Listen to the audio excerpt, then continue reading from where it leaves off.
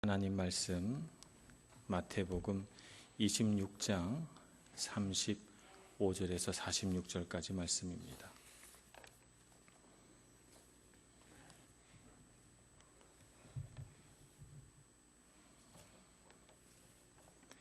마태복음 26장 36절부터 46절까지 한 절씩 교독하겠습니다.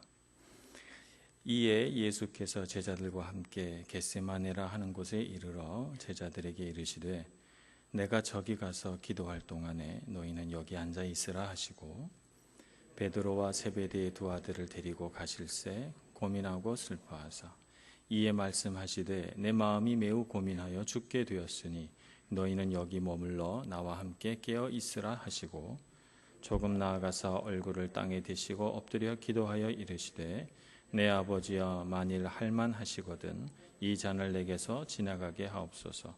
그러나 나의 원대로 마시옵고 아버지의 원대로 하옵소서 하시고 제자들에게 오사 그 자는 것을 보시고 베드로에게 말씀하시되 너희가 나와 함께 1시간도 이렇게 깨어 있을 수 없더냐. 시험에 들지 않게 깨어 기도하라. 마음이 원이로되 육신이 약하도다 하시고 다시 두 번째 나아가 기도하여 이르시되 내 아버지여 만일 내가 마시지 않고는 이 잔이 내게서 지나갈 수 없거든 아버지의 원대로 되기를 원하나이다 하시고 다시 오사 보신즉 그들이 자니 이는 그들의 눈이 피곤함일러라. 또 그들을 두시고 나아가 세 번째 같은 말씀으로 기도하신 후 이에 제자들에게로 오사 이르시되 이제는 자고 쉬라.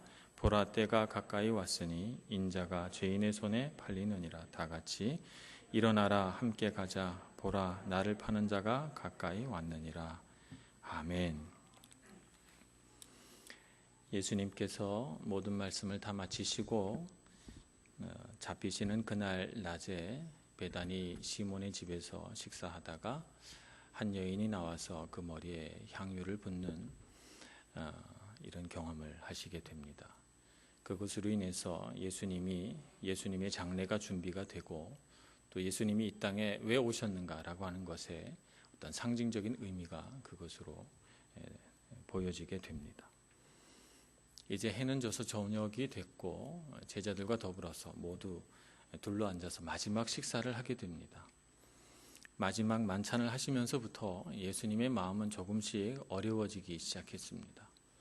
제자들을 이제 마지막으로 식사하고 떠나보낸다 이렇게 생각하시니까 마음이 괴로웠을 것 같기도 하고 다른 한편으로는 그 제자들의 면면을 다 보면서 오늘 저녁에 이 12 가운데 한 사람은 나를 팔고 나머지 11사람은 내가 잡히는 그 순간 다 뿔뿔이 흩어지겠구나 라고 하는 생각을 하니까 예수님의 마음이 무척 괴로워지셨습니다. 더군다나 예수님께서 이제 곧 잡히셔서 고난을 받으시고 십자가를 지시겠다 이렇게 생각을 하니까 예수님의 마음은 걷잡을 수 없이 고민이 되고 마음이 슬퍼지셨어요. 그래서 만찬을 마치신 후에 예수님이 이 땅 가운데 하실 수 있는 마지막 가장 이 괴로운 마음을 달래고 또 붙들 수 있는 가장 유일한 방법, 가장 마지막 방법을 그가 사용하시기 시작하시는데 그것이 바로 기도입니다. 그래서 겟세마네 동산으로 올라가시죠. 예수님께서는 참 하나님이시고 참 사람이십니다. 그래서 예수님 가운데 분명히 온전한 사람의 모습이 있고 또 온전한 하나님의 모습도 있으세요. 그래서 예수님은 우리 사람이 겪는 것과 같이 모든 감정을 다 겪으십니다. 성경 말씀에 보면 예수님께서 괴로워하신다든지 슬퍼하신다든지 이런 장면이 흔하지가 않습니다. 가끔 예수님이 사랑하는 사람을 위해서 슬퍼하시기도 하고 눈물도 흘리시지만 오늘 말씀에 등장하실 때처럼 그냥 예수님 자신 때문에 괴로워하고 슬퍼하고 고민하신 장면은 성경에 단 한 군데도 없습니다. 예수님은 지금 십자가에 달려서 죽음을 맞이하실 그것 때문에 마음이 굉장히 괴로워지셨습니다. 예수님의 마음이 이렇게 힘들어지셨을 때에는 예수님이 이렇게 마음이 힘드실 정도면 얼마나 그 고통에 대해서 예수님이 마음으로 굉장히 깊이 느끼셨겠어요. 그래서 우리가 좀 공감해 볼 필요가 있다고 생각합니다. 오늘 예수님의 이 괴로움에 우리도 같이 동참하면서 어떻게 예수님이 이 괴로운 저녁을 이겨내셨나 하는 것들을 더듬어 가면서 오늘 우리가 그 예수님의 마음, 그 마음을 헤아려 어떻게 믿음으로 바로 서야 할까 하는 것을 깨닫는 저녁이 되기를 소망합니다. 먼저 예수님께서 두 가지 싸움을 싸우고 있다 하는 것을 우리가 먼저 알아야 합니다. 예수님이 한쪽에서는 하나님 말씀에 순종하고자 자기 자신을 쳐서 주님 앞에 무릎 꿇리는 하나의 싸움이 일어나고 있고, 또 다른 한편에서는 제자들의 허약함 때문에 그것을 깨트려 버리고 제자들을 강하게 세우시려고 하는 이런 싸움이 또 하나 진행이 되고 있습니다. 그래서 예수님이 이 두 가지 싸움을 동시에 싸워나가고 있다는 사실을 우리가 먼저 보면서 본문 말씀을 보아야 합니다. 하나님 뜻에 순종하고자 예수님 자신과 벌이는 싸움, 이 싸움을 먼저 우리가 살펴볼 때 하나님의 뜻이 뭔가 하는 것을 우리가 알아야 합니다. 주님이 하나님 앞에 얼굴을 땅에 대고 엎드려서 간절히 기도할 때 하나님께서 우리 예수님에게 말씀하신 것은 뭐냐면, 정말 이렇게 주님 앞에 간절하게 무릎 꿇고 기도하는 예수님 자신에게 아들 예수야, 나의 뜻은 네가 죽는 것이다 라고 말씀하신 것입니다. 우리가 한번 이것을 피부에 와닿게 생각하기 위해서 우리가 어느 날 주님 앞에 마음이 무척 괴로워서 기도하려고 나가서 하나님, 제가 왔습니다. 주님께서 기도하라고 하시니 제가 기꺼이 기도하고 주님과의 친밀한 교제를 누리기 원합니다 하고 눈을 딱 감았는데 하나님이 나는 네가 죽었으면 좋겠다 라고 말씀하시면 여러분 마음이 어떠시겠어요? 한 번도 그런 말씀을 안 들어보셔가지고 피부에 잘 안 와닿으시겠죠. 난 네가 죽었으면 좋겠다 이렇게 말씀하시는 것입니다. 하나님의 뜻대로 살아왔고 이 땅에 오셨을 때 아무 죄도 없으셨던 주님, 이 땅을 살아오시면서 한 번도 하나님의 말씀에 거역한 적 없고 아침에 새벽같이 일어나 주님과의 교제를 즐기고 하루 종일 주님 말씀대로 사역하며 이 땅 가운데 병들고 귀신 들리고 방황하는 그 수많은 영혼들을 고치시고 회복시키시고 그리고 온전히 세우는 일에 하루 종일 전력하시고 또 밤이 돼서 해가 지면 또 주님을 만나기 위해서 즐겁게 산이나 들로 나가셔서 하나님을 만나셨던 주님, 어떻게 보면 이 세상에 존재했던 모든 인류 가운데 가장 하나님을 기쁘시게 한 이 아들, 이 귀한 아들, 이 아들에게 상을 줘도 부족한데 능력과 은사와 면류관과 그 모든 이 세상의 모든 영광과 권력을 다 줘도 부족할 것 같은 이 아들에게 아버지 하나님은 아들아, 난 네가 죽었으면 좋겠다 라고 말씀하고 있는 것입니다. 그 말씀을 들었을 때 예수님 마음이 어땠을까 하는 것을 우리 생각해 봐야 합니다. 우리에게 하나님께서 그렇게 말씀하신다면 우리는 죄가 많으니까 당연히 하나님 제 잘못이 큽니다. 죽으시라면 죽어야죠. 이렇게 대답해야 될 사람은 사실 우리죠. 우리인데. 근데 우리는 그렇게 대답하지 않습니다. 주님, 제가 언제 그렇게 죽을 만한 죄를 졌기에 저더러 죽으라 하십니까? 하나님, 사실 죽어야 할 사람은 저 사람이고 저 사람이고 저 사람입니다 라고 이렇게 손가락질을 해대면서 나는 죽지 않으려고 발버둥 치는 기도를 우리는 하지 않습니까? 그런데 예수님은 죽을 만한 이유가 하나도 없으신데 주님께서 너는 죽어라 이렇게 말씀하시니 예수님께서 얼마나 괴롭고 답답하고 억울하고 속상했을까 하는 생각을 해봅니다. 예수님은 그런 원망은 조금도 없으시고 그 하나님의 뜻을 붙들고 묵묵히 묵상하시면서 순종하기 위하여 하나님 말씀에 자기의 생각과 의지를, 자기의 생명을 내놓기 위해 주님 뜻대로 하시옵소서라고 기도할 수 있기 위하여 기도하고 또 기도하고 땀방울이 핏방울이 될 때까지 자기를 쳐서 하나님 앞에 순종하는 모습을 보여주고 있습니다. 우리는 얼마나 주님 앞에 순종하기 위해서 이렇게 주님처럼 자기를 쳐서 하나님이 죽으라고 하시면 제가 죽겠습니다 라고 기도합니까? 예수님은 그렇게 하셨습니다. 예수님께서는 아무 죄가 없으신데 하나님은 겟세마네에서 기도하고 있는 그 순간 기도하는 이 아들을 향해서 천천히 고개를 돌리셔서 외면하시고 아들이 보지 않는 한 곳에 이 아들의 손과 발에 박을 목과 망치를 준비하고 계셨던 것입니다. 누구의 죄 때문에? 이 아들의 죄 때문입니까? 그렇지 않습니다. 이 아들이 짊어지고 갈 십자가는 사실 우리 몫이죠. 우리 몫.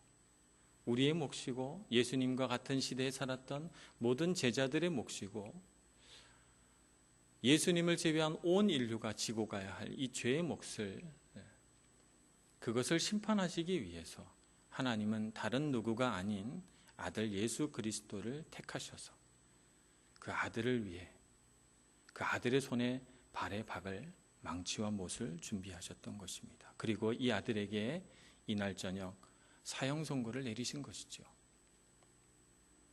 이 하나님의 뜻에 순종하기 위하여 정말 논리적으로 이해할 수 없고 감정적으로 받아들일 수 없는 이 하나님의 뜻에 순종하기 위하여 아들 예수 그리스도는 기도하고 있는 것입니다. 그런데 반면에 정말 예수님께서 누구를 위하여 십자가를 지십니까? 정말 우리를 위해서, 제자들을 위해서 지시는 것인데 정말 이 수혜를 누릴 제자들은 어떻게 하고 있는가? 예수님이 너무 마음이 괴로우시니까 제자들이 좀 영이 깨어나서 나를 위해 기도해 주면 순종할 수 있고 이 고난도 이겨낼 수 있겠다는 마음이 들어서 3명의 제자들을 데리고 가셔서 멀리 가시지도 않고 제자들이 있는 곳에서 조금 나아가서 기도하시는데 이 3명의 제자들은 땀을 뻘뻘 흘리며 기도하시는 예수님의 모습을 보고도 잠이 듭니다.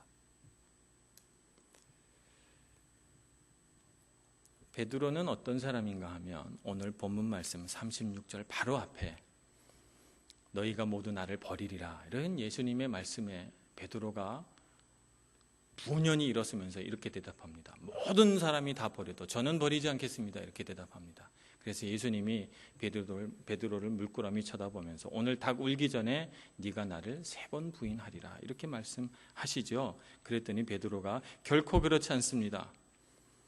내가 주와 함께 죽을지언정 내가 주님을 부인하지 않겠습니다. 이렇게 말했던 사람이 베드로입니다. 그 말씀을 끝내고 나서 얼마 지나지 않아서 지금 예수님이 열심히 기도하는데 베드로는 잡니다. 야고보와 요한 마태복음 20장 22절에 보면 예수님이 오른쪽과 왼쪽에 앉게 해달라는 그 요구에 대해서 예수님이 너희가 내가 마시는 잔을 마실 수 있겠느냐 물어보십니다. 그랬더니 야고보와 요한이 저희들이 마실 수 있나이다 이렇게 고백하죠. 이제 예수님이 마시려는 그 잔을 마시기 위하여 땀방울이 핏방울이 되도록 기도하고 계시는데 야고보와 요한은 잡니다.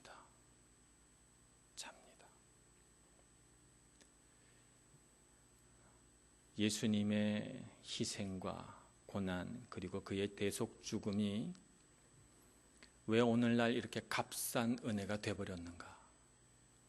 영으로 다 자기 때문입니다. 예수님이 죽으신 그 죽음이 나와 아무 관계가 없기 때문에 잠이 오죠. 그래서 자는 겁니다. 그래서 예수님은 예수님이고 나는 나고, 그래서 예수님이 십자가에 달려 죽으신 사건은 나와 그렇게 관계가 없는 것 같은 느낌을 가지고 이 세상을 살아가기 때문에 잠이 오는 겁니다. 그래서 예수님의 그 값비싼 죽음이, 예수님의 그 정말 뜨거운 사랑이 값싼 은혜가 돼서 천국 가는 차비 정도, 천국 가는 티켓 정도로 여겨지는 이런 세상이 된 것입니다. 우리가 바로 자고 있는 베드로요, 우리가 바로 자고 있는 야고보와 요한이라고 말할 수 있습니다. 우리가 입으로는 얼마나 주님 앞에 무엇이든지 순종하겠으며 어디든지 가겠으며 주님께서 명령만 하시면 무엇이든 순종하겠다고 그렇게 다짐하고 고백하지만, 그러나 이런 결정적인 순간이 오면 우리는 쓰러져 잠이 듭니다. 그것이 우리의 모습이죠. 깨어 있으라, 깨어 기도하라 라고 하는 주님의 음성이 오늘 우리 귓가에도 들리는 것 같습니다. 예수님께서 깨어 기도하라고 했는데도 자꾸 자는 이 제자들에게 한 번 와서 깨우시고 또 기도하시고 두 번째 와서 깨우려고 보니 제자들이 완전히 잠이 들었어요. 그래서 예수님이 깨우지 않습니다. 이런 제자들의 영적인 상태를 마음은 원이로되 육신이 약하도다 이렇게 말씀하십니다. 마음은 원이로되 하는 이 말씀을 헬라어 원어로 찾아보면 마음은 푸뉴마라고 되어 있어요. 사실 번역이 정확하게 된 것은 아닙니다. 푸뉴마는 영이라는 뜻이죠. 성령도 푸뉴마라고 부릅니다. 영은 어떻게 하는 것이 옳은지 아는데 육신의 깃들인 우리 마음은 그렇게 못한다는 것입니다. 우리의 영은 정답이 무엇인지를 알지만 우리의 마음은 딴 곳에 가 있다는 것이죠. 그래서 예수님께서 기도하시니 나도 기도하는 게 마땅하고 그렇게 해야 된다고 생각하고 오늘날 우리는 예수님이 지신 십자가 바로 나의 죄 때문이라는 것을 다 알고 있지만 그러나 그것이 가슴 아프지는 않은 이런 신앙생활을 하기 때문에 우리의 영과 마음은 따로따로인 것입니다. 그것이 바로 우리가 영적으로 잠들어 있는 이유고 우리가 예수님의 십자가를 우리 마음 깊은 곳에 받아들이지 못하는 원인이 되고 있는 것입니다. 이런 제자들을 깨우시고 이런 제자들이 일어나서 예수님의 십자가의 비밀을 알고 그래서 그것 때문에 통회하고 주님 앞에 회개 기도하며 새롭게 올바른 제자의 모습을 가지고 살아가기를 예수님은 간절히 원하셨습니다. 그리고 그 싸움을 계속해서 싸워나가시고 오늘날 우리와 더불어서도 싸워나가기를 원하시고 있는 것입니다. 여러분, 지금 여러분들이 이 순간 만약 얼마 전에 있었던 그 남해 바다의 사고처럼 우리도 부지불식간에 목숨을 잃는다면 여러분 분명 천국 갈 거라고 확신하십니까? 이때는 대답을 하셔야 됩니다, 여러분. 분명하게 우리가 아멘이라고 대답을 해야 됩니다. 많은 분들이 잠시 멈칫하고 망설이게 됩니다. 우리 인생의 가장 큰 행복이 무엇입니까? 우리가 물질을 많이 얻어서 이 땅을 살아가면서 부귀영화를 누리고 오래도록 장수하다가 호의호식하며 살다가 살아가는 그런 것이 우리의 복입니까? 우리 인생은 60에 죽든 70에 죽든 80에 죽든 90에 죽든 이 세상에 한 번 온 사람은 반드시 가야 합니다. 아깝게 청춘을 누리지 못하고 간 그 친구들처럼 이런 나이에 갈 수도 있습니다. 아니 어쩌면 우리는 며칠 후에 갈 목숨인지도 모르겠습니다. 우리가 이 땅을 살아가면서 우리가 분명하게 한 가지 알아야 할 것은 정말 우리가 예수 그리스도의 대속 죽음으로 인해서 천국 갈 사람이라는 것을 아느냐라고 하는 것입니다. 그래야만 오늘 정말 간절한 마음으로 주님 앞에 기도하고 있는 이 예수님의 모습이 예사롭지 않게 보이고, 저 기도는 내가 해야 할 기도고, 예수님이 지셨던 그 십자가는 내가 져야 할 십자가인데, 그래서 그 예수님을 바라보면서 정신이 확 깨어나고 온 우리 피부의 살점이 다 떨리고 머리카락이 다 쭈뼛쓰고, 그래서 내가 이 순간 뭐 하고 있는 거지?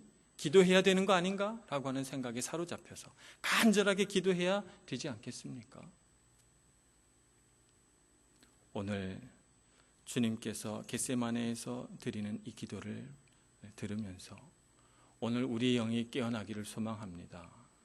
예수님처럼 간절히 기도하기를 원하고, 예수님이 지신 십자가가 바로 내가 져야 할 십자가인 것을 알고 그것을 지고 고난의 길을 걸어가셨던 그 예수님의 발자국을 그대로 한 걸음씩 밟아 뒤따라가면서 우리를 위해 아낌없이 생명을 내어주신 그 예수님의 사랑을 우리 마음에 가득 담고, 이 세상에 허망한 것을 쫓았던 우리의 모든 잘못된 생각들과 욕망들은 다 내어버리고 주님의 사랑, 주님의 은혜로만 가득 채워 넣으시는 여러분 모두가 되시기를 간절히 축원합니다. 기도하겠습니다. 사랑과 은혜가 많으신 하나님 아버지, 오늘 우리가 이 세상을 살아가면서 얼마나 그리스도의 십자가에 대해서 무지했는지 새롭게 깨닫게 하여 주시옵소서. 헛된 약속으로 주님을 기쁘시게 했다고 착각했던 저희들의 어리석은 믿음을 다 버려버리고 주님의 십자가 앞에서 통회하며 눈물 흘리며 그 십자가는 나를 위한 거였다고 고백하며 주님 앞에 기도할 수 있는 저희들 되게 하여 주시옵소서. 예수님의 이름으로 기도합니다.